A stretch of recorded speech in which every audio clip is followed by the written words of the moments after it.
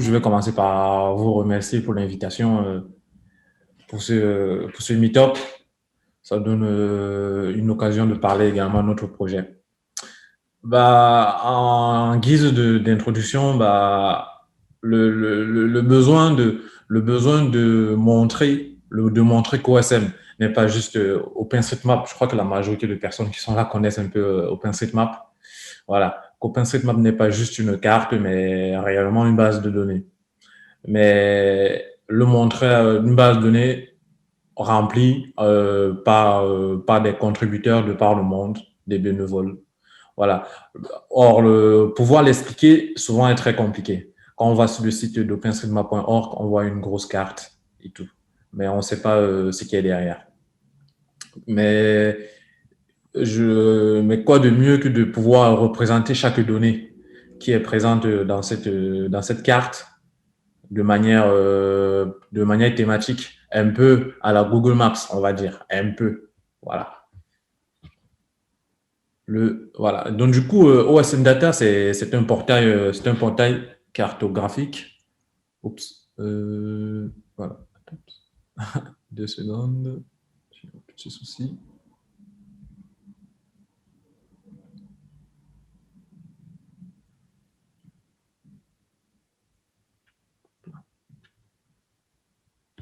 Voilà. Donc, du coup, OSM Data est un portail. Vous voyez toujours mon écran, j'espère. OK. Voilà, donc du coup, OSM Data est un portail qui apporte la preuve que OSM est une base de données et non une carte. On a plus de 400 couches dans OSM Data qui représentent une singularité. Chaque couche représente, on va dire, pas un thème, mais oui, un thème dans la vie quotidienne, que ce soit les musées, que ce soit les terrains de sport, etc. Il permet également de visualiser la donnée avec une symbologie simple. On peut avoir des clusters ou des symboles uniques ou alors des styles très personnalisés. Par exemple, comme les lampadaires. Je vous en dirai pas plus. Mathieu va nous démontrer dans la suite. Ensuite, pouvoir enfin cliquer sur les données d'OpenStreetMap. Et bien sûr, télécharger les données d'OpenStreetMap sur un territoire voulu. Voilà. Par exemple, là, on a une visualisation des bornes incendie dans, je ne sais pas dans quelle ville c'est. Voilà. Fait par Mathieu toujours. Voilà. Après, côté technique, OSM Data, c'est un ensemble de OSM plus base de données, plus serveur cartographique, plus visualiseur. Un peu le classique. Donc, on initialise la base de données avec OSM 2PG SQL. Toutes les données OSM sont remplies dans une base de données en instant T. Ensuite, tous les dimanches, la base de données est mise à jour. Et après, on a le serveur cartographique QG Server qui va streamer ces données qui sont dans la base de données pour pouvoir les faire visualiser grâce à OpenLayer. Voilà. QG Server, c'est le choix de QG Server a été porté surtout pour le besoin de data visualisation. Pouvoir utiliser le moteur de QGIS afin de générer des rendus afin de laisser large le champ, de rendu cartographique par rapport à d'autres serveurs cartographiques qui existent sur le marché. QGIS Server, beaucoup de personnes utilisent déjà le logiciel QGIS, peuvent faire des symbologies assez détaillées, assez poussées. Donc, quoi de mieux pour laisser exprimer l'imagination de beaucoup de personnes adeptes de QGIS. Voilà. Ensuite, OSM Data, techniquement encore, comment ça fonctionne? On a une couche OSM Data, par exemple les musées, en fait, représentent plusieurs sources de données. Dans le but, pour ceux qui connaissent bien OSM, enfin, pas obligatoirement, mais dans OSM, on peut cartographier un musée comme un point ou comme un polygone. On peut également cartographier des fresques, des arts muraux, voilà, comme une ligne ou bien comme un point. On peut avoir le besoin de visualiser tous les musées en pointillé et également voir en ponctuel, pardon, et également voir l'empreinte du bâtiment. Ça permet et avoir plusieurs sources dans une couche permet de voir à la fois le point, la surface et la ligne. Voilà. Donc, du coup, une source de données, comment c'est défini? Elle est définie par une requête SQL tout simple. Tourisme égale à muséum. Et ensuite, la requête est exécutée, classique, et on obtient la table dans la base de données de tous les sites touristiques. Et cette même table est représentée dans un projet QGIS comme une couche. C'est à cette couche-là qu'on pourra ensuite appliquer des styles, etc., etc. C'est cette couche QGIS qui est streamée sur le portail. Voilà. Techniquement, je vous ai brassé un peu comment OSM Data fonctionne, l'origine, la définition du portail. Maintenant, plonger dans la data, je vais passer la parole à Mathieu pour la suite. Donc là, je vais couper mon partage. Voilà. Mathieu. Okay.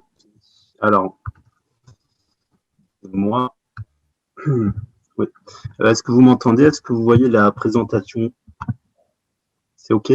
C'est OK. C'est OK. OK. Donc, merci à vous et merci à Karl de m'avoir intégré dans ce projet que je trouve fantastique, puisqu'il m'a permis d'une façon inédite de pouvoir plonger dans l'univers d'OpenStreetMap que je connaissais trop peu et dans lequel, dans OSM Data, où j'applique des compétences QGIS que j'utilise, logiciel que j'utilise depuis assez longtemps. Alors là, vu que je suis assez passionné de DataVis, j'ai fait pas mal de slides. J'espère que vous ne trouverez pas ça trop long, mais c'est à la hauteur de la passion qui m'anime dans ce projet et dans l'infographie de manière générale. Alors, plonger dans la data. Alors, pourquoi? En fait, dans OSM, donc la carte OSM, comme disait Karl, hein, c'est pas seulement une carte, c'est derrière, c'est une base de données très riche, composée de différentes entités qu'on pourrait qualifier un peu d'iceberg, puisque ce qu'on voit sur la carte traditionnelle d'OSM traduit l'existence d'un objet, d'une entité géographique, quelque chose qui existe dans la vie réelle, mais en réalité, cet objet est richement décrit, richement renseigné par différentes, ce qu'on appelle les tags en fait, et à ces tags sont associées des valeurs, et pourtant, tout ce qui est, toutes ces propriétés qui sont affectées à l'objet, parfois sont pas restituées visuellement. Ce qu'on voit, c'est la nature de l'objet, si c'est un vignoble, si c'est un champ, etc. Mais par exemple, on ne voit pas quel cépage c'est, quelle est l'orientation des vignes, quel est ce qui est cultivé. Donc voilà, en fait, l'objet OSM, c'est un peu un iceberg, en quelque sorte, sachant qu'il y a beaucoup d'efforts de contribution qui est fait. Et dans le projet OSM Data, justement, moi, je vois ça comme révéler la partie immergée de l'iceberg. En fait, il y a deux choses très différentes. Quand on parle de cartes, dans un premier temps, ce qui est important dans une carte, c'est de pouvoir se repérer, bien évidemment. Mais plus on va dans le domaine de la data, et plus le fait de pouvoir explorer une thématique devient important. Ce qui fait qu'il y a deux paradigmes qui ne s'opposent pas forcément, mais qui peuvent rentrer un peu en conflit. C'est le fait de pouvoir explorer un territoire, donc c'est plutôt en surface, de manière un peu horizontale, en considérant que chaque entité géographique constitue une entité dans un schéma à deux dimensions. Et par contre, quand on explore une thématique, on va plutôt aller dans la profondeur pour voir quelles sont les différentes propriétés associées à un objet géographique. Donc, si j'explore une thématique, ce qui m'intéresse, c'est pas forcément de voir d'autres thématiques autour, c'est de voir en fait la qualité et la richesse de l'objet, de ses caractéristiques. Alors du coup, ce qu'on fait dans OpenStreetMap, je vous ai parlé un peu des vignes tout à l'heure, c'est pas innocent. J'ai pris cet exemple du musée du vignoble nantais. Si vous allez sur la carte OpenStreetMap, vous voyez donc cette carte, qui est une carte comme on en voit assez souvent, mais qui est assez riche au niveau de la symbologie, qui permet de savoir qu'en effet, à tel endroit, il y a des vignes, parce qu'il y a un symbole qui rappelle les vignes. Et si vous voulez savoir, par exemple, l'orientation des vignes, ou bien le cépage, il va falloir utiliser le bouton d'interrogation. Parce qu'en fait, ce qui est proposé sur la carte OpenStreetMap, c'est justement de voir toutes les thématiques. Et c'est pas forcément évident de voir toutes les thématiques entre elles, et notamment la richesse de toutes les thématiques, puisque après, ça crée des conflits un peu au niveau visuel.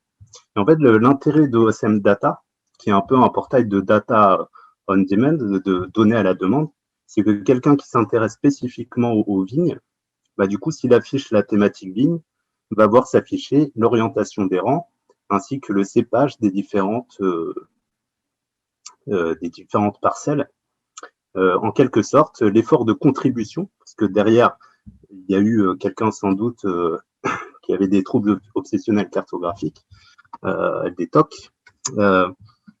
Celui qui a cartographié ça, on peut imaginer que s'il va sur OCM Data et qu'il voit ce rendu-là, finalement, il sera assez content de voir qu'il y a eu un rendu de cet effort, donc un retour sur investissement, certes visuel par la database, mais un retour sur investissement. Ce qui fait que moi, j'imagine que ça peut aussi booster la contribution, de voir que on attache de l'importance à la contribution et que, en fait, cette valorisation se fait par la data visualisation. Alors, excusez-moi, ça a quitté. Alors, la charte graphique non officielle d'OSM Data, c'est quoi? Alors, je dis non officielle parce que comme on travaille sur ce projet sur notre temps propre, qu'on n'est pas trop sérieux non plus, on se permet quelques fantaisies. Alors, déjà, tout d'abord, par rapport à l'information géographique, vous qui faites de la database, enfin, vous connaissez un peu toutes les façons de rendre la donnée, mais ce qu'il y a de particulier dans la donnée géographique, c'est qu'elle est multiscalaire. Là, j'ai mis un extrait, en fait, des extraits d'une vidéo qui s'appelle Powers of 10 et qui montre en fait un pique-nique sur l'herbe de l'échelle de l'atome à celui de l'univers. Et on voit que selon l'échelle à laquelle on voit les choses, c'est pas du tout, on n'accorde pas l'importance aux mêmes choses. En fait, quand on utilise un portail web carto, c'est un peu la même chose. C'est-à-dire que là, on ne va pas aux échelles de 10 à 10, ça va être les échelles de zoom. Et selon les échelles de zoom, on va montrer différentes choses. Alors, je prends l'exemple des lampadaires, parce que c'est un style sur lequel j'ai travaillé. Donc, en gros, si vous êtes à une échelle assez faible, un zoom assez faible, vous allez voir des points blancs et des points oranges. Et la couleur des points symbolise la couleur de l'éclairage, en fait. Donc, le but aussi, c'est qu'à un niveau de zoom assez faible, on puisse constater qu'il y a une certaine richesse dans la donnée. Donc, on ne va pas afficher que des points blancs. Tant qu'à faire, on va aussi afficher qu'il y a eu quelqu'un qui a dit que l'éclairage, c'était orange. Ensuite, il y a un deuxième niveau, c'est-à-dire là, on va aller un peu plus loin. On va représenter l'orientation des faisceaux lumineux par des petits traits. Voilà, on ne peut pas non plus faire des gros traits parce qu'on est un peu contraint par l'échelle et après, ça serait un peu compliqué, ça créerait quelque chose. Donc, mais malgré tout, ça reste quand même visible. Donc là, l'utilisateur qui a contribué, il se dit, ah bah tiens, finalement, j'ai mis l'orientation des faisceaux et puis il y a un rendu visuel, mais il est content, quoi. Donc là, sur la droite, on voit qu'il y a un point blanc avec pas mal de faisceaux d'ailleurs qui ont été renseignés. Des fois, c'est des données libres fournies par les collectivités, mais ça peut être aussi des contributeurs qui se baladent et qui notent certaines choses ou qui utilisent Mapillary pour contribuer.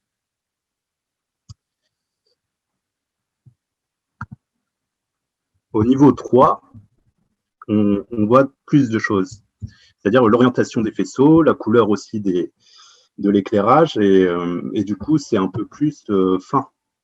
Donc, c'est à mesure qu'on va zoomer, on va avoir plus de détails. Donc, on va aller plutôt de l'abstraction vers le réalisme. Et puis, si les mâts sont renseignés, pourquoi ne pas montrer le type de mât, puisque c'est dans la base de données OpenStreetMap. Donc, si l'éclairage se fait depuis un mur, on affiche une icône de mur. Si le mât est courbe, on affiche un mât courbe. Et s'il est droit, un mât droit. Voilà, il n'y a pas vraiment de limite en fait dans la représentation, parce que les limites, c'est celle du logiciel QGIS qui est derrière. Et à vrai dire, QGIS n'a pas beaucoup de limites. Et après, le niveau 4, on va dire, c'est un niveau un peu optionnel. Ce qu'on utilise, c'est surtout 3 niveaux. Mais dans le niveau 4, on va identifier les entités. Donc ici, on a l'identifiant référentiel du lampadaire qui s'affiche. On pourrait afficher d'autres informations plus fines. Ce qui fait que là, on n'est pas dans Powers of 10, la vidéo que je vous ai montrée, mais c'est plutôt Powers of 3, où en fait, voilà, on a différentes échelles et à chaque échelle, on va faire un rendu différent. Donc, si on est un zoom assez faible, on montre que l'objet existe et tant qu'à faire, on va essayer de montrer qu'il est varié, qu'il est renseigné de manière assez diverse. Ensuite, quand on va être à un niveau de zoom plus fort, on va quand même choisir quelques propriétés les plus intéressantes à représenter parce qu'on ne pourra pas toutes les représenter à cette échelle-là. Mais par contre, quand on sera à un niveau de zoom assez fort, donc plutôt au niveau du quartier et de la rue, là, on va pouvoir aller beaucoup plus loin dans la représentation des différentes facettes, des différentes propriétés de l'objet. Ce qui fait que les procédés de visualisation cartographique sont différents. On va plutôt aller du point vers alors, ce que j'appellerais plutôt l'hypergéométrie ou la géométrie augmentée. Enfin, j'en parlerai après. Et le niveau de représentation, ça va de l'abstraction vers le réalisme. Le but, c'est pas forcément de faire un jumeau numérique du territoire sur OSM Data, mais c'est de rendre compte de la richesse et de la variété des informations de la base. Alors, par rapport à ce que j'appelle, enfin, c'est une terminologie un peu personnelle, de l'hypergéométrie, c'est qu'en fait, vous avez un point qui est un lampadaire, mais en fait, les contributeurs OpenStreetMap ont dit l'éclairage, la couleur de l'éclairage, le type de mât, la direction des faisceaux. Donc, pourquoi ne pas rendre compte de tout ça, vu que ça a été rempli? Donc, forcément, pour rendre compte de tout ça, c'est-à-dire qu'il va falloir complexifier, enrichir la géométrie initiale qui est le point en de multiples faisceaux, s'il y a différentes directions. Donc là, je vous ai mis un peu l'expression qui est derrière. Ça ressemble un peu à du design génératif à base de trigonométrie. Donc, on peut aller assez loin dans le rendu. On peut aussi s'amuser quand on aime coder. Dans OSM Data, il y a de quoi s'amuser. Voilà. Et pareil, l'hypergéométrie, ça pourrait être sur les stades. Si vous avez un stade qui est un rectangle, vous pourriez signifier que c'est un stade de foot en rajoutant les lignes de démarcation, etc. C'est un peu ça que j'appellerais l'hypergéométrie. Alors, dans OSM, il n'y a pas que du code, hein, il y a aussi du rigolo. Voilà. Moi, je pense que les cartes qu'on voit sur Internet sont trop sérieuses et que justement, le fait de pouvoir mettre un peu de fantaisie thématique par thématique, ça permet de s'amuser. Donc là, ma question, c'est où est la plage nudiste? Voilà, donc c'est vers Marseille. Donc voilà, c'est un peu malicieux parce que quelqu'un qui cherche les plages à Marseille, on peut imaginer qu'il aille sur OSM Data du coup pour les voir. Parce que du coup, le fait de voir thématique par thématique, c'est un peu comme un magasin, une épicerie. Tiens, je veux les plages, je vais afficher les plages. Il va avoir ça qui va s'afficher, peut-être qu'il va rigoler. Du coup, rigoler, c'est pas mal dans la vie. Donc, pourquoi pas faire rire, hein. Enfin, si ça vous fait rire en tout cas. Après, pour les fontaines, c'est pareil, quand c'est potable, voilà, on a mis une petite gourde pour signifier que c'est potable. Bon, c'est un petit détail, mais voilà, quand on voit ça, on comprend tout de suite ce que ça veut dire. Alors, comment je procède pour travailler les styles? Je vais prendre l'exemple des fontaines. Tout d'abord, ce que vous pouvez faire d'ailleurs, c'est d'aller sur OSM Data et de télécharger la donnée. C'est ce que j'ai fait sur les fontaines. C'est ce que je fais pour chaque thématique qui m'intéresse. Donc, je télécharge la donnée. Et vous pouvez télécharger la donnée sur la France entière. Donc, c'est super. Donc, je télécharge la donnée. Après, ce que je fais, c'est sur le wiki OpenStreetMap, je me renseigne sur l'objet fontaine tel qu'il est décrit dans OpenStreetMap, c'est-à-dire tous les tags qui sont associés à la fontaine. Donc, on voit si le tag drinking water, si c'est potable ou pas, si c'est éclairé ou pas, si c'est une attraction touristique ou pas, si c'est une valeur patrimoniale. Et ensuite, ce que je fais, c'est que dans tag info, ça me permet de savoir si chaque tag est bien rempli et de voir également les valeurs associées à chaque tag et leur fréquence. Donc, en gros, je ne vais peut-être pas attacher beaucoup d'importance à un tag qui n'est pas beaucoup renseigné ou à une valeur qui n'est pas beaucoup renseignée. Ensuite, ce que je fais, c'est que je vais dans QGIS. Alors, si l'icône n'existe pas dans QGIS ou si je ne peux pas la recréer depuis le début avec les symboles simples, enfin en jouant un peu là-dessus, je vais la télécharger sur SVG Repo, qui est un site. Après, il y a d'autres sites, mais SVG Repo, c'est en Creative Commons 0. Voilà. Et après, je crée le style sous QGIS. Donc là, on voit les différentes facettes de visualisation. Pour ceux qui connaissent QGIS, c'est par des ensembles de règles. Et on voit que j'ai le zoom faible et le zoom fort. Des styles différents. Et comme propriété, il y a drinking water, si c'est éclairé, si c'est touristique, et la valeur patrimoniale, héritage. Et une fois que j'ai créé mon style, je le verse dans OSM Data. Et une fois qu'il est versé dans OSM Data, on a le rendu sur la carte et on est content. Donc ici, on a une fontaine avec l'eau qui est potable, une autre qui n'est pas potable. Et l'étoile, ça veut dire que c'est une attraction touristique. Pour ceux qui connaissent Aix-en-Provence, la fontaine de la Rotonde est assez jolie. Alors, il y a d'autres données et d'autres styles qui ont été rendus sur OSM Data. Par exemple, les barrières. Il y en a qui vont carrément cartographier les barrières en disant si c'est électrique ou pas. Donc, je me suis dit, pourquoi pas rendre ça dans OSM Data. Donc là, j'ai fait un petit figuré jaune, comme ce qu'on voit sur les barrières électriques. Voilà. Après, il y a quelqu'un qui a fait le tour de la place des Vosges. Enfin, peut-être qu'il n'a pas fait le tour, mais il l'a fait depuis JOSM ou un autre éditeur OpenStreetMap. Et pour dire aussi le type de barrière. Donc, en fait, c'est une barrière avec des petits pics dorés au-dessus. Enfin, avec des petits pics. Et du coup, j'ai recréé le style également sur OSM Data.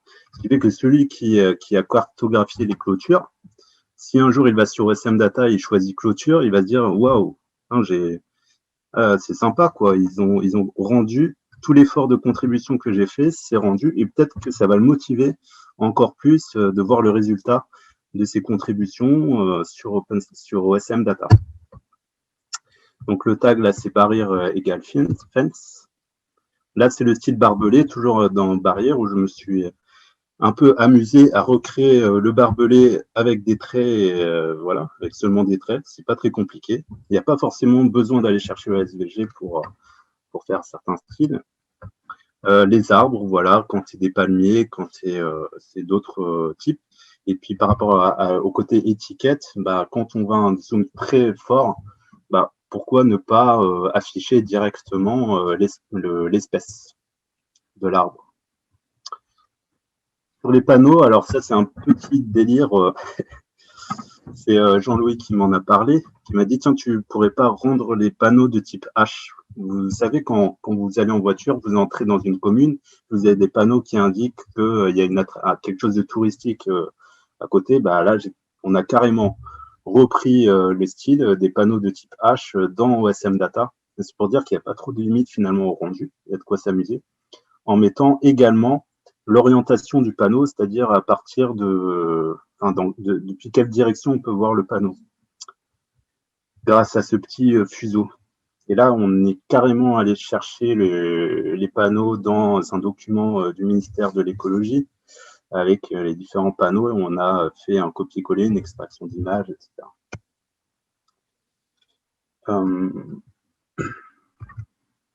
Après, il y a la carte de confinement aussi qu'on a fait sur Marseille, et qui montre en fait ce qui reste ouvert et ce qui est fermé. Alors, pour savoir ce qui est ouvert et ce qui est fermé, en gros, il faut aller sur ce site, le wiki OpenStreetMap Covid-19, et qui dit, en fait, tous les amenities, c'est un peu les établissements tels qu'ils sont renseignés dans OpenStreetMap et qui sont ouverts et ceux qui sont fermés. Et du coup, en bleu, ce qu'on voit, c'est ce qui est fermé. Et en magenta, c'est ce qu'on voit qui est ouvert. Et bon, moi qui vais parfois sur Marseille, je reconnais le vieux port et puis la plaine où il y a pas mal de choses qui sont fermées actuellement. Donc, ça a fait aussi une photographie pour un usage un peu professionnel, quelqu'un qui observe le territoire. C'est pas que à but récréatif, il peut avoir une sorte de photographie du territoire de cette façon-là, par les cartes de chaleur. Donc c'est un autre mode de rendu. C'est un peu un POC de la carte de chaleur. En ce qui concerne les jardins également, il y a de quoi s'amuser. Moi, j'ai trouvé ça sympa. Parce que Jean-Louis dit que OSM, c'est une sorte de jardin. C'est vrai, il y a Christian Couette qui a créé un article pour dire que les contributeurs à OpenStreetMap, il y avait le chasseur-cueilleur, le jardinier et le cueilleur. Et bon, il y a un côté un peu jardin partagé, c'est vrai, c'est l'image de droite. Et aussi, je me suis dit que quand il y a un contributeur qui cartographie un jardin pour dire que soit il y a des légumes, soit il y a des fleurs, je me suis dit, tiens, je vais créer le style fleurs. Et du coup, c'est vrai que moi, je trouve ça plus joli qu'avoir un polygone avec une couleur un peu unie. Tant qu'à faire, vu que QGIS permet de faire des rendus assez sophistiqués, je me suis dit, tiens, je vais faire exploser la parcelle en fleurs. Je trouve ça assez joli. Bon, peut-être c'est un peu kitsch, mais bon. De toute façon, on fait ça pour s'amuser, surtout. Alors, si vous voulez récupérer un style d'OSM Data, tout est libre. Enfin, vous pouvez aller sur mon GitHub où au fur et à mesure que je crée les styles, je les mets à disposition. Donc, vous avez l'adresse ici. Donc, vous pouvez cloner le répertoire. Ensuite, vous aurez tous les styles sur les arbres, sur les barrières, etc. Et ensuite, vous allez dans QGIS et déjà, vous téléchargez la donnée sur OSM Data. Puis ensuite, vous chargez le style dans QGIS. Et ça vous permet d'avoir le même style que dans OSM Data. Et éventuellement, si vous avez des suggestions d'amélioration du style, de modification, voire même un nouveau style, n'hésitez pas à nous en informer. Et puis, voilà, on le mettra sur OSM Data. Alors, des idées de carto.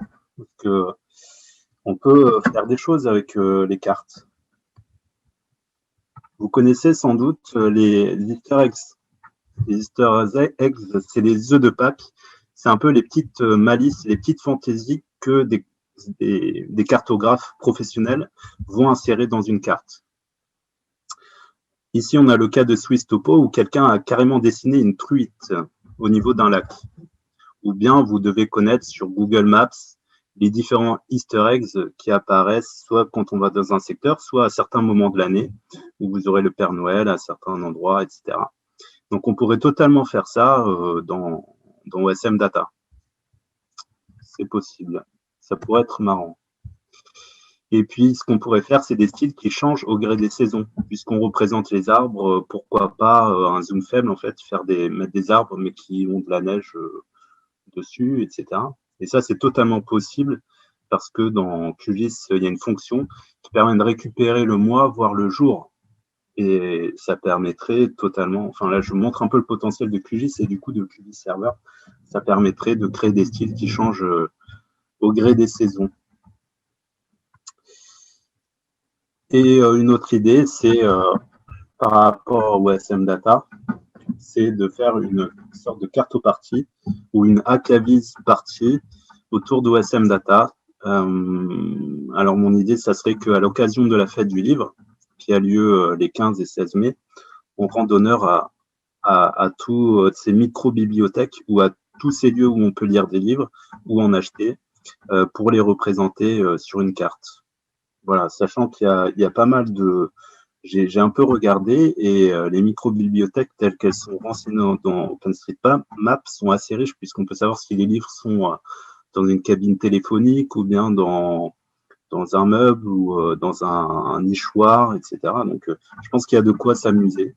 Et du coup, ça pourrait être l'occasion de mettre un nouveau style dans SM Data. Voilà, je laisse la main à Jean-Louis pour la suite.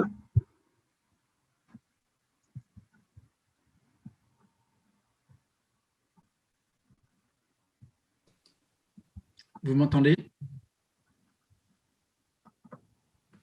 C'est bon. Voilà. Donc, nous allons rejoindre le cercle ou le triangle. Alors, l'idée, c'est de vous montrer qu'en fait, nous formons un trio de talents différents. On a bien sûr celui qui porte l'architecture et qui permet qu'OSM Data soit possible. On a le créatif et pétillant, voilà, le magicien de la donnée, etc. Et moi, je suis un petit peu, avec la casquette OpenStreetMap, celui qui essaye d'inviter les personnes à rentrer dans des scénarios d'usage. Je suis contributeur OpenStreetMap, grand utilisateur de Mapillary. Donc, j'essaye en fait de bouger les lignes sur le potentiel voilà, de cet environnement plein de promesses. Donc, les planches que je vais vous montrer tiennent sur des lettres. La première lettre, ça sera la lettre M, comme mobiliser. En fait, l'idée de la mobilisation, c'est de mobiliser à deux niveaux. Des êtres humains, ce sont des utilisateurs, des contributeurs, voilà, donc qui peuvent avoir des profils différents. Et d'un autre côté, ce sont des ressources. Donc, ça va être des photos, ça va être des liens Internet, ça va être des ressources avec nos voisins bien-aimés, des biens communs culturels. Donc, Wikipédia d'une part pour la partie rédactionnelle et Wikidata pour la base de données, la méta-base de données, puisqu'en fait, c'est la base de données des bases de données. Donc, c'est vraiment un projet extraordinaire. Pour ce qui est des ressources visuelles, nous avons bien sûr toujours dans la Fondation Wikimedia les photos de Commons. Par contre, pour ce qui est de la production de données géographiques, Mapillary est un super allié parce qu'en fait, il permet de faire un système d'automatisation de reconnaissance d'objets qui est compatible avec OpenStreetMap. Après la lettre M, la lettre I comme impliqué.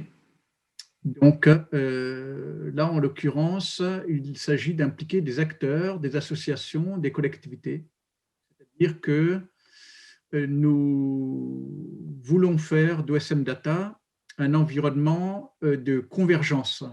Parce que souvent, la question qui était posée dans ce projet qui a gagné en ampleur, on est quand même bientôt à 700 couches. Donc, c'est quand même, pour vous donner une idée, des grands sites Open Data à travers la France, en général, on atteint 200 couches géographiques quand c'est à l'échelle nationale. Là, ça devient très conséquent. Et souvent, on nous dit, oui, mais alors, c'est un public, grand public? Est-ce que ce sont des contributeurs OSM? Est-ce que ce sont des professionnels?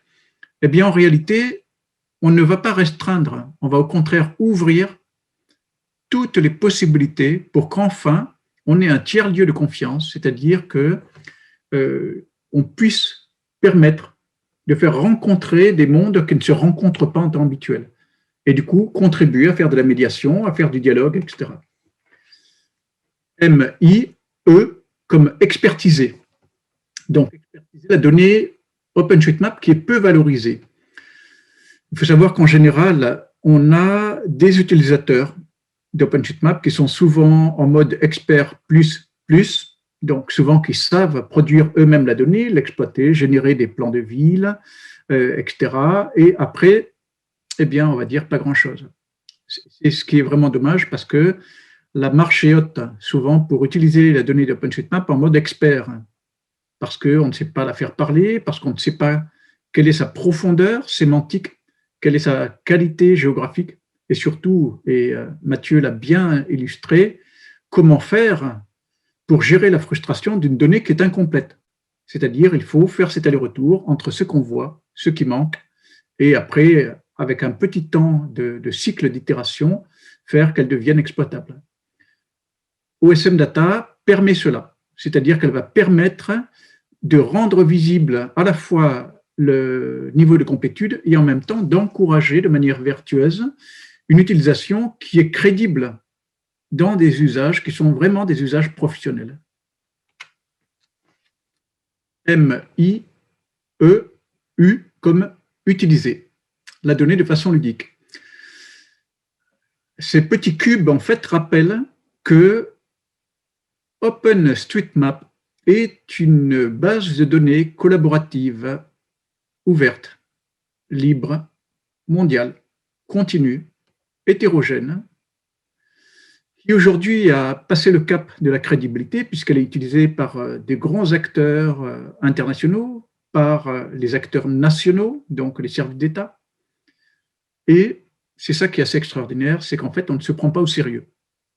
On peut faire quelque chose qui reste propre, professionnel, mais on a envie de se faire plaisir dans l'utilisation. Et c'est du coup ce qu'on va voir avec le X de l'expérience utilisateur qui est facilitée. C'est-à-dire que jusqu'à maintenant, quand on voulait utiliser de la donnée, cette donnée, il fallait qu'on sache faire une requête, une API, Turbo Verpass. Souvent, lorsque la requête est trop large, on est refoulé parce que ça fait trop de données. Et surtout, même s'il y a peu de données, si on fait plusieurs fois la demande, on est refoulé parce que le serveur, à un moment, va dire « Non, non, non, tu as été trop gourmand, donc on repasse un peu plus tard, voire le lendemain. » Donc là, c'est très frustrant.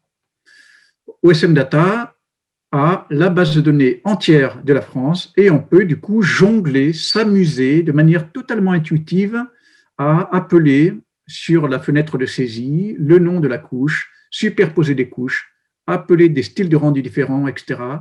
Et c'est là que ça devient intéressant. Parce qu'en fait, c'est 5 lettres. C'est en fait, on veut vous proposer quelque chose pour faire mieux. M-I-E-U-X. Concrètement, qu'est-ce que ça veut dire? Ça veut dire qu'en fait, on a besoin de personnes qui ont des idées. On a besoin de personnes qui ont des profils particuliers. On a besoin éventuellement d'associations qui ont envie d'avoir un bac à sable. On a besoin de collectivités qui se disent, nous, on a envie d'être exemplaires et on a envie de pouvoir utiliser de la donnée OSM et de mettre du temps agent ou de l'expertise au bénéfice de ce qui se met en place. La première fois qui se présente à vous, c'est cette première fois d'un point de convergence où enfin, on n'a pas chacun en mode explorateur de grottes ou de spéléologie à chercher dans les pages où se trouve le fameux site qui permet de voir les lampadaires ou le site qui permet de voir tel ou tel commerce ou les places handicapées ou je ne sais quoi. Dans OSM Data, ce qu'on va faire, c'est qu'on va vous permettre de trouver la couche et les sites experts seront référencés. C'est-à-dire qu'on donnera les liens sur les pages concernées, sur les personnes pertinentes. Et chacun aura la main, pour ceux qui veulent s'impliquer, pour pouvoir référencer et avoir une sorte d'environnement partagé dans lequel on n'a plus de rapport de force, mais au contraire, quelque chose qui fait qu'on a plaisir à faire ensemble. Donc, vous avez l'adresse du site, demo.openstreetmap.fr, donc démo parce que c'est un démonstrateur et qu'il est en perpétuelle évolution. On a un site Twitter qui porte tout simplement le nom du projet, OSM Data, et une adresse générique donc pour l'équipe, team.osmdata, hébergée sur le serveur de partage de documents, donc via gmail.com. Merci. Voilà, je vais partager mon écran pour faire montrer une petite vidéo de Capitaine Moustache, pour ceux qui ne connaissent pas, qui a présenté le projet OSM Data à sa manière. J'espère que le volume marchera. Vous me direz si le volume se fait entendre. Pas très longtemps. Allons-y. OpenStreetMap est une base de données immensément riche qui va largement au-delà de la simple cartographie des rues, des routes et des commerces. Et il n'est pas toujours facile de montrer simplement l'étendue de cette diversité au grand public, tant les outils sont dispersés, ce qui dénote aussi du dynamisme des projets qui sont si nombreux, ou alors ils sont peu intuitifs pour les non-initiés. Mais voilà qu'est arrivé récemment OSM Data qui vient combler ce manque. C'est développé par l'association OpenStreetMap France et en particulier Carole Tailloux et Jean-Louis Zimmermann. Bravo à eux. OSM Data est donc un géoportail, un peu à la manière de celui de l'UGN que vous connaissez déjà peut-être, entièrement basé sur les données d'OpenStreetMap pour toute la France métropolitaine et ultramarine. Vous pouvez y parcourir les données présentes dans OSM sur toute la France à travers plus de 21 géothématiques à ce jour, regroupant plus de 365 couches. Je ne vais pas tout vous montrer, mais voici quelques données originales, comme dans les transports. Tenez, là, on a tous les réseaux de métro et de tramway de France, la classe quand même. Les réseaux, vous avez les lignes électriques et un paquet. Ou plus curieux, les lampadaires. Oui, il y a des fous furieux qui cartographient les lampadaires. Côté occupation du sol, l'onglet zones urbaines est assez édifiant. Ça correspond en fait aux zones dites résidentielles uniquement.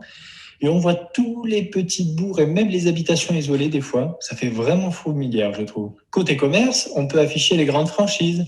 Là, par exemple, j'affiche tous les McDonald's de France. Eux aussi, ils sont partout. Pour contrebalancer, allez plutôt voir la thématique développement durable, où vous pourrez trouver parmi les objets les plus originaux qui existent dans OSM.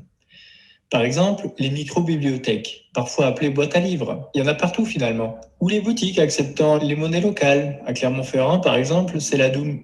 Ou encore tous les parkings à vélo avec des détails comme les capacités ou s'ils sont couverts ou pas. Notez que tous les points sont cliquables et vous aurez des informations supplémentaires basées sur les étiquettes présentes sur OSM qui sont en anglais. Ici, elles sont d'ailleurs traduites automatiquement en français pour certaines, d'autres pas. On peut signaler ici que l'outil est en cours de développement, donc n'hésitez pas justement à signaler les anomalies ou des suggestions d'amélioration en passant par les canaux proposés ici. Les retours seront très appréciés. Un petit dernier pour la route. Regardez les pistes et les routes cyclables où OSM possède un niveau de détail impressionnant, je trouve. Regardez dans les grandes villes notamment ou dans certaines campagnes, c'est assez bluffant. Après, bien sûr, on peut superposer les couches, gérer la transparence, partager sur les réseaux sociaux et télécharger les données pour les mettre par exemple sur QGIS ou sur un autre logiciel pour faire des jolies cartes. Tout ça pour dire que je trouve cette initiative super, c'est une très belle vitrine pour OSM et ça change enfin du rendu standard du site officiel qui, aussi joli qu'il soit, reste assez limité. Je vous invite donc à aller voir par vous-même et à toucher à tous les boutons, ça régale quand on est curieux. Et n'oubliez pas, vous remarquerez nécessairement des manques sur la carte et comme il n'y a que vous pour connaître aussi bien près de chez vous, foncez, contribuez à la carte du monde faite par tous et pour tous. Explomapeuse et Explomapeur, à bientôt. Bonjour à toutes. Et voilà. Merci beaucoup pour cette présentation. Donc, merci à vous trois. Il y a quelques questions déjà sur le chat. Peut-être que la première, c'était de Christophe. Bon temps. Tu veux que je la pose en direct ou tu la relis? Bon, c'est peut-être plus sympa, comme vous voulez. Sinon, je peux les lire, c'est comme vous préférez. Non, mais ça va me donner l'occasion de remercier et de féliciter pour cette excellente présentation. Vraiment, c'était super bien, super pro, ça donne envie. Et il n'y a pas que la présentation, c'est aussi tout ce que vous faites. J'avais juste une question sur l'historique et l'actualisation de ce que vous rentrez, comment c'est géré. Enfin, j'ai l'impression que vous en avez un petit peu parlé en disant que dans QGIS, il y avait des dates. Mais est-ce qu'il est possible ou envisageable de voir une évolution des cartes, par exemple, d'avoir un petit outil qui permettrait de dire, tiens, cette ville, elle a grossi, ce bâtiment, il a grandi, celui-là, il n'existe plus. Est-ce que ce genre de choses est possible? Dans l'écosystème OSM, puisque tout est daté, il est tout à fait possible de faire un état avant, après sur un territoire. Après, il faut un outil pour ça, pour pouvoir visualiser. Je crois savoir l'existence de certains outils pour pouvoir visualiser cette différence-là, mais je ne les ai pas en tête. Je ne sais pas si Jean-Louis a des liens, mais c'est tout à fait possible. Après, voilà, avant que Jean-Louis ne prenne la parole, après, il faut aussi préciser, OSM Data couvre toute la France et les dom-tom. Mais c'est grâce, en fait, au travail d'OSM France, à l'équipe technique d'OSM France, qui a regroupé la France avec ses dom-tom et a créé un nouveau serveur où on peut trouver toutes les données de la France plus dom-tom dans les serveurs d'OSM France. Sinon, l'assaut osm.org, la France, c'était juste la France métropolitaine. Voilà. Mais je crois pas, mais le travail n'a pas encore été fait pour l'historique de la France avec les dom-tom. Voilà. il y a au niveau d'OpenStreetMap, il y a ce qu'on appelle des fichiers diff qui permettent d'avoir des différentiels et d'accéder aux données inscrites dans chaque objet, où on peut avoir en fait l'évolution des objets qui ont été créés, qui ont été modifiés, qui ont été supprimés. Et quand un objet est supprimé, en fait, il reste dans la base, mais il a un attribut de non-affichage. Donc, potentiellement, après, on peut à nouveau requêter les objets et les appeler, mais ça ne fait pas partie vraiment des requêtes classiques qu'on peut faire. Après, il y a quelque chose qui est assez trompeur, c'est que la temporalité dans OpenStreetMap, c'est une temporalité d'édition.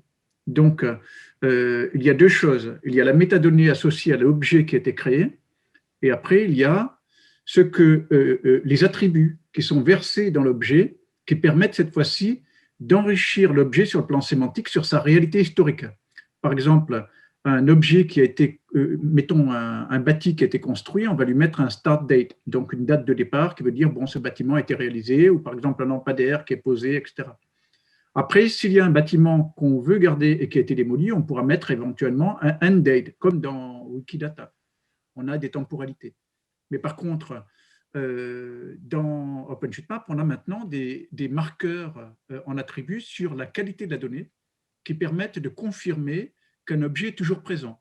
Et là, ça va être des attributs qu'on a suscités, qui gagnent en volume. C'est par exemple le survey date, c'est-à-dire la date de passage, et qui permettent d'attester que non pas la date de modification, c'est celle de vérification, parce que moi, il m'arrive souvent de bouger, de recaler des objets et tout, je n'étais pas sur place.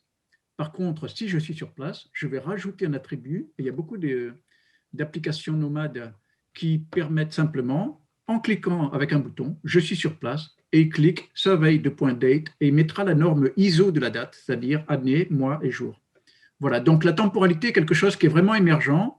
Et on a un projet qui est vraiment très intéressant, qui s'appelle Open Historical Map, qui est en fait la version miroir d'OpenStreetMap sur la temporalité. C'est-à-dire qu'en fait, il va essayer d'appeler les temporalités, et effectivement, lorsque les personnes vont chercher, par exemple, des géographies spécifiques, regrouper, par exemple, des départements et dire, tiens, ça correspondait à une province et tout, dans Open Historical Map, on peut avoir des niveaux de différenciation sur la réalité de couverture du territoire. Donc, d'une certaine manière, on recommence la page blanche, mais sur d'autres attributs qui peuvent exister. En réalité, OSM Data permet déjà cela, puisque à chaque fois qu'on va créer un style qui valorise des attributs différents, on recrée la feuille blanche.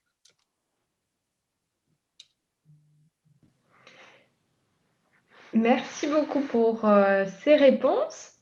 Il y avait aussi Bruno qui avait une question. Est-ce que vous voulez prendre la parole? C'est bon? Oui, je peux.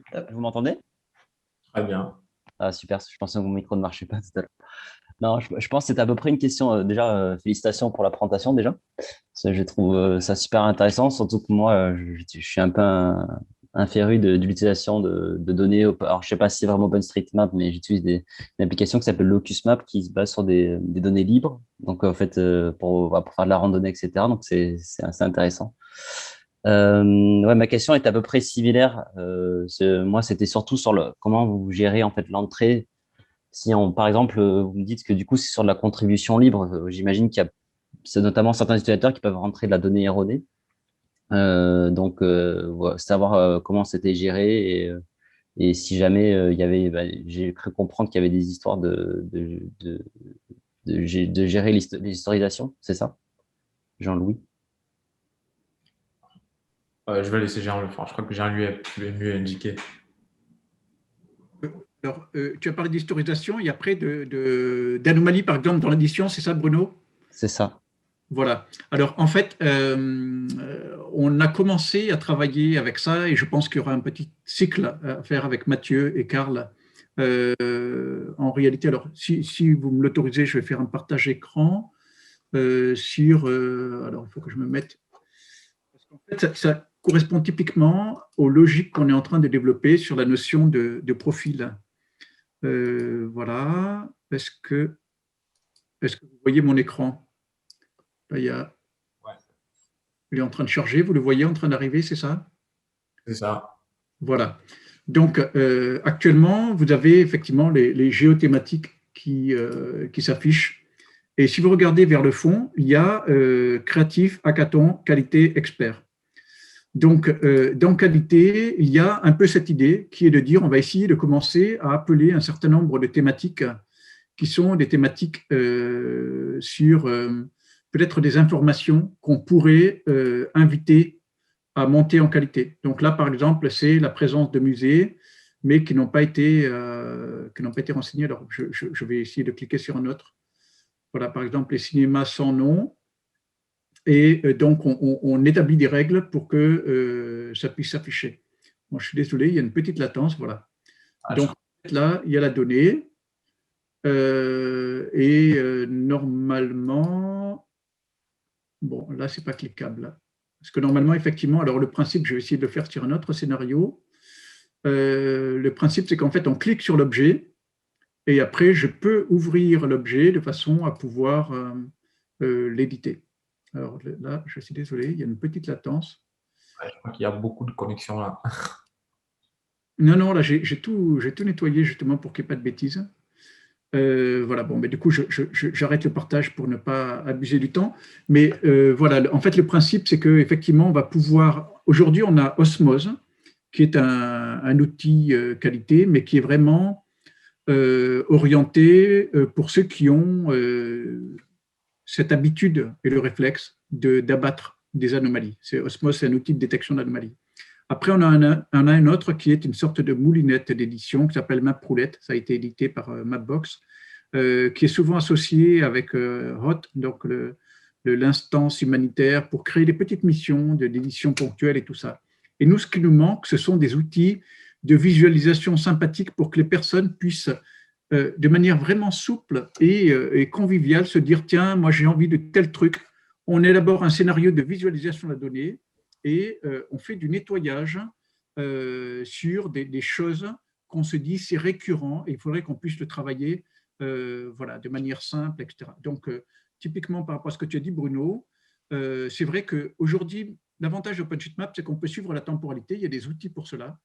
On peut faire ce qu'on appelle des fonctions revert, c'est-à-dire que les change sets, à chaque fois que tu as un lot de données qui est édité, chaque enregistrement a un numéro d'inscription par rapport à son lot de changement. Et donc, avec GOSM, on a une fonction qui s'appelle la fonction revert, qui permet de revenir à l'état antérieur. Alors, lorsqu'il y a des conflits d'édition, ça devient un peu plus compliqué.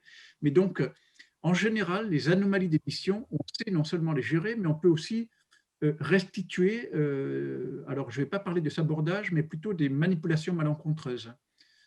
Après, par contre, c'est vrai qu'il faut qu'on puisse les détecter et que chacun, dans son environnement, puisse produire ce qui lui facilitera le travail.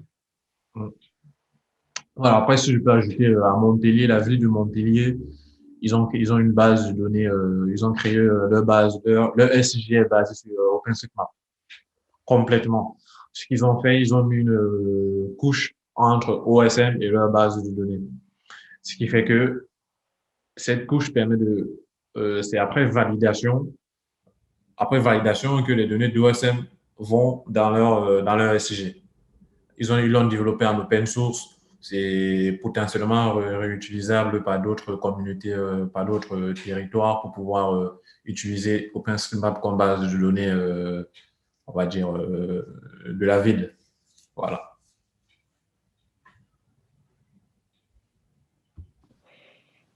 On va peut-être terminer. Ah, allez-y, Bruno. Non, j'allais juste remercier pour vos réponses. Merci. On va peut-être prendre la dernière question d'Alain O. Alors oui, moi j'avais une toute petite question, c'est que OSM Data, c'est vraiment un truc magique. J'ai pu faire quelques essais, télécharger des fichiers, les reformater en GeoJSON, etc. C'est absolument extraordinaire. Donc j'étais vraiment très emballé par cet outil. Et je me suis posé la question de pourquoi c'était limité qu'à la France. Et est-ce qu'il y a des projets pour que ce soit à OSM Data Monde bientôt? Enfin voilà, où en êtes-vous avec OSM? Voilà, c'est ça ma question. Je veux dire, OSM Data, ça consomme énormément de ressources serveurs, déjà sur la France. Donc, mâcher tout le monde entier, c'est tout à fait possible, hein, tout à fait possible. Il faudra des serveurs assez robustes en termes de processeurs et aussi, je crois, il faudra également peut-être toucher un peu au serveur cartographique de QGIS pour qu'il puisse streamer de grosses données comme ça.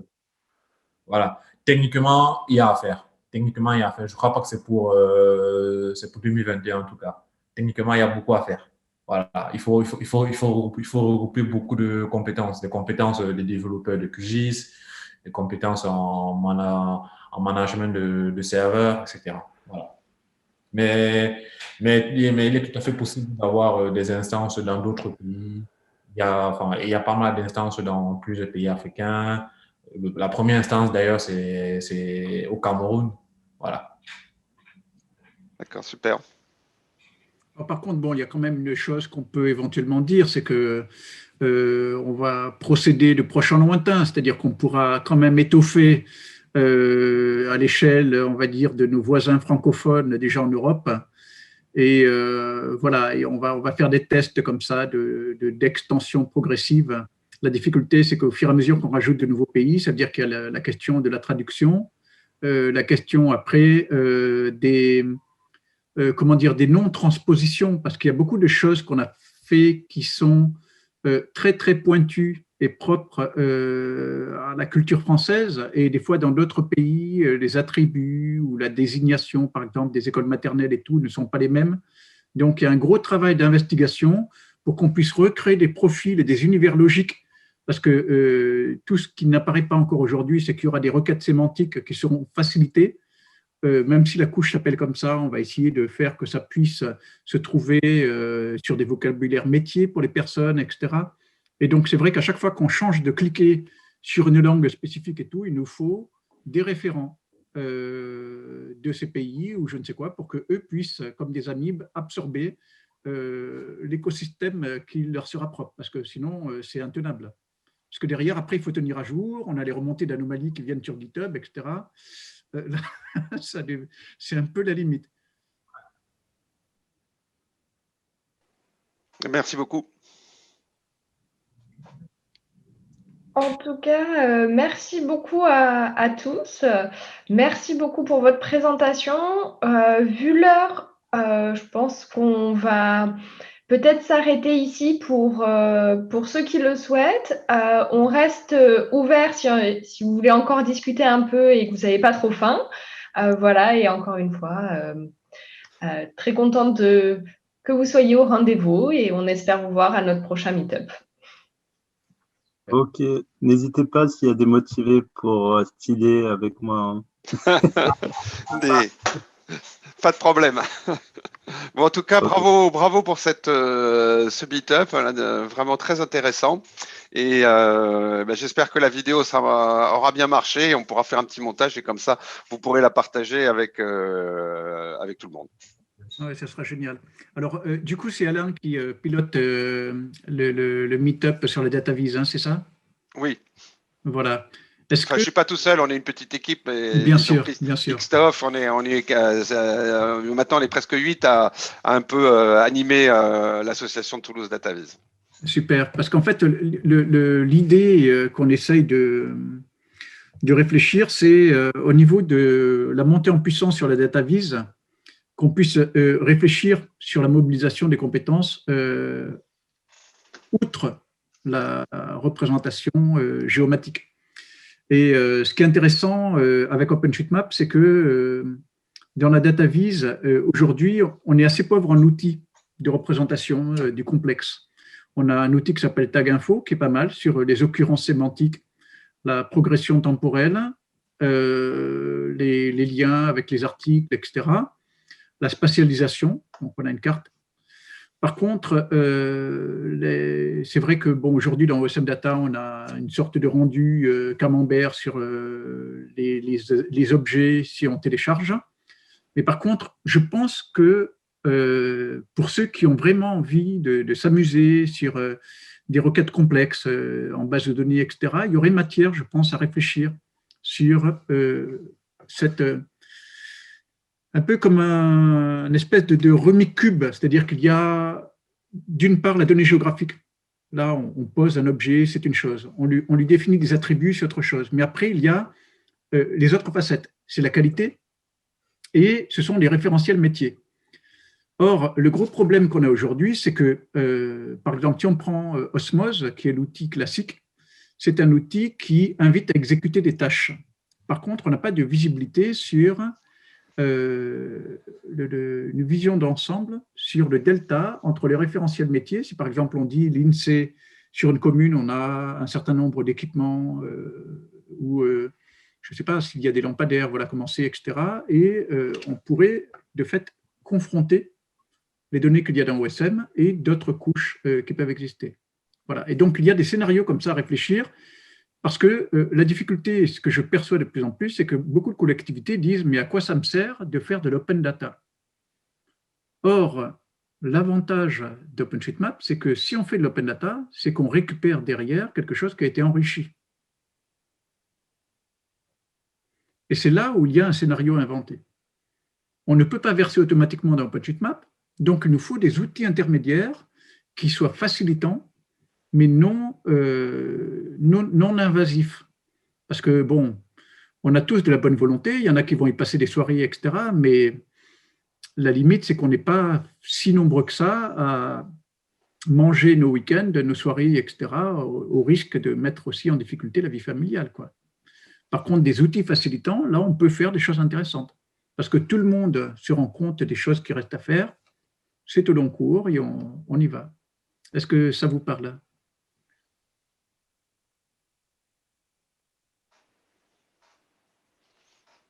Moi, d'ailleurs, pardon, Oui, vas-y, Bruno. non, je me posais une question également sur le service là, OSM Data. Est-ce que il y a d'autres personnes que vous connaissez qui font, alors, sur un autre outil, ce genre de contribution, de vouloir cartographier tous les objets possibles et inimaginables?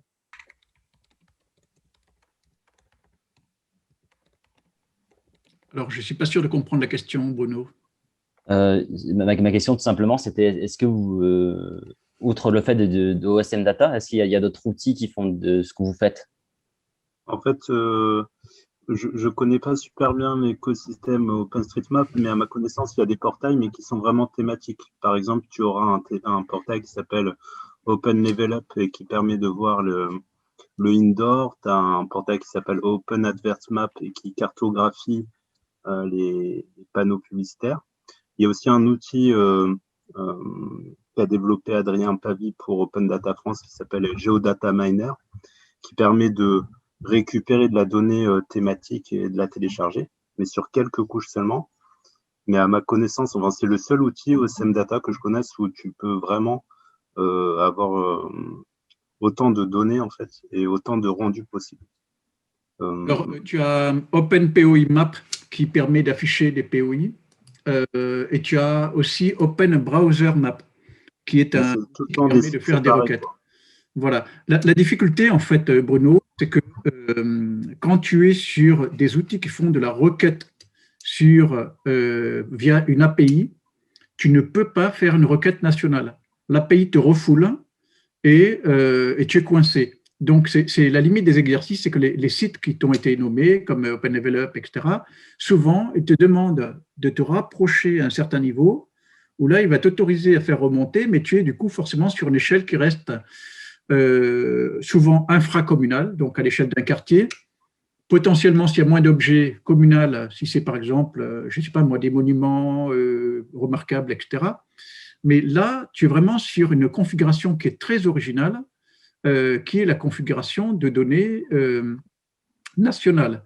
Alors, après, il y a du bidouillage, qui est déjà très élégant et conséquent, c'est UMAP. Donc, UMAP permet de faire un mode un peu hybride, où là, tu peux appeler via l'API les données OpenStreetMap, mais tu auras toujours le même problème. Si tu appelles trop de données, il va t'envoyer des messages en te disant « je te refoule parce que tu es trop gourmand sur l'API ». Et par contre, tu peux héberger en parallèle sur UMAP des couches qui sont des couches GeoJSON ou d'autres formats, où là, tu peux du coup encapsuler en quelque sorte des données que tu auras valorisées à façon. Donc, c'est un outil intermédiaire qui est intéressant. Par contre, la limite de UMAP, c'est que c'est vraiment comme une forêt, c'est-à-dire que tu as plein d'arbres et il faut que tu fasses ta requête pour essayer de chercher les talentueuses réalisations qui sont souvent pas toujours récupérables, parce que souvent, la personne qui a le droit sur une map, il va verrouiller et ne t'autorise pas à copier son projet. Donc, après, il y a un problème. Et on ne peut même pas contacter le propriétaire du projet. Là, dans l'équipe OSM Data, c'est que tu identifies les auteurs, tu peux contacter, tu peux remonter des suggestions. Voilà, donc il y a vraiment l'idée de dire on fait un point de convergence et on n'est pas chacun dans notre coin, mais on va muscler la démarche dans ce principe d'universalité. D'accord, très bien, merci beaucoup. Et j'avais encore une autre question du coup à ce sujet.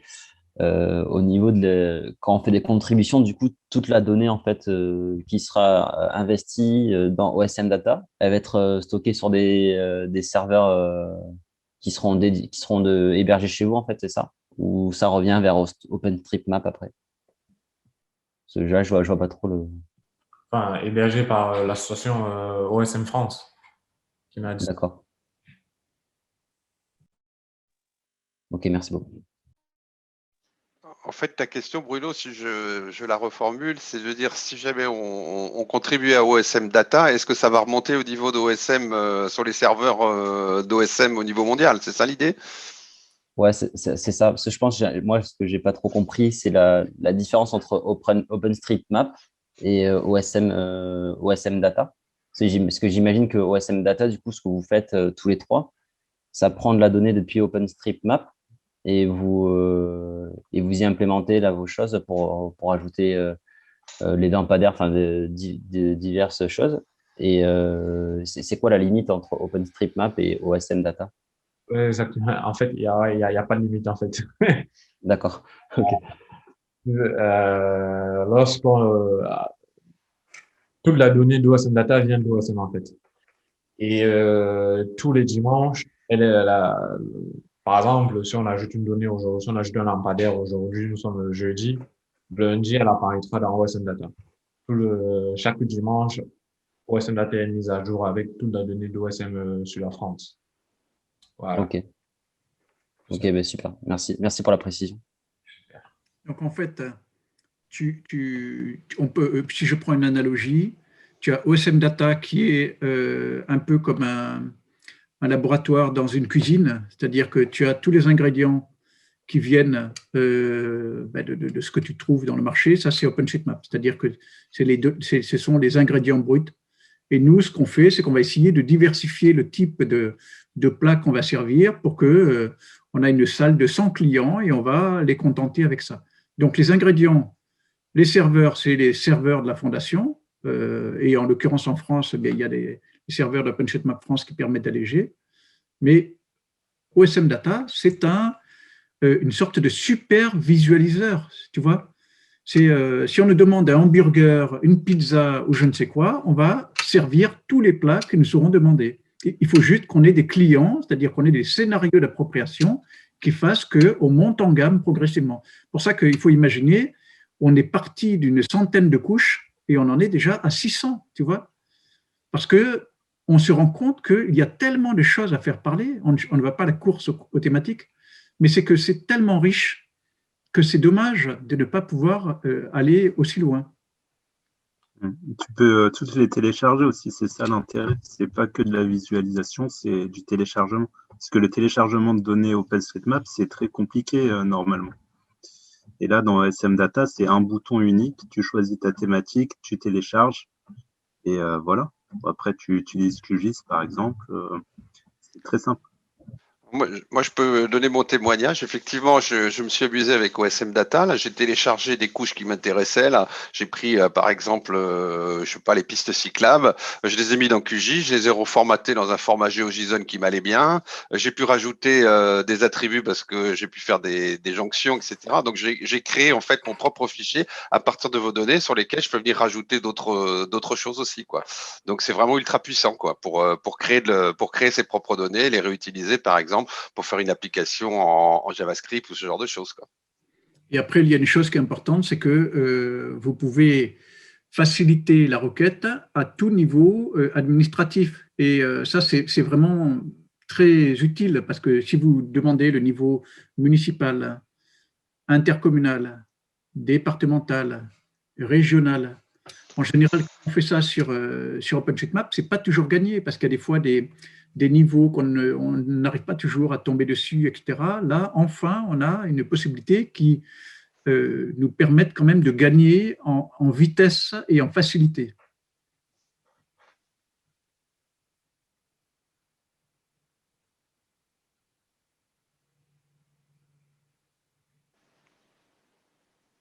Enfin, en tout cas, c'est un très beau projet et moi, j'étais vraiment très, très content d'avoir vos interventions ce soir. C'était vraiment très riche, ça laisse plein de perspectives et vraiment bravo, quoi. Vraiment bravo pour votre projet, quoi. Et merci beaucoup. Et c'est Karl, hein, surtout. Voilà, c'est 33. Hein. 63. Franchement, les styles de Mathieu, c'est à couper le souffle, quand même. Bon, en tout cas, bravo à tous les trois alors et bravo à Karl.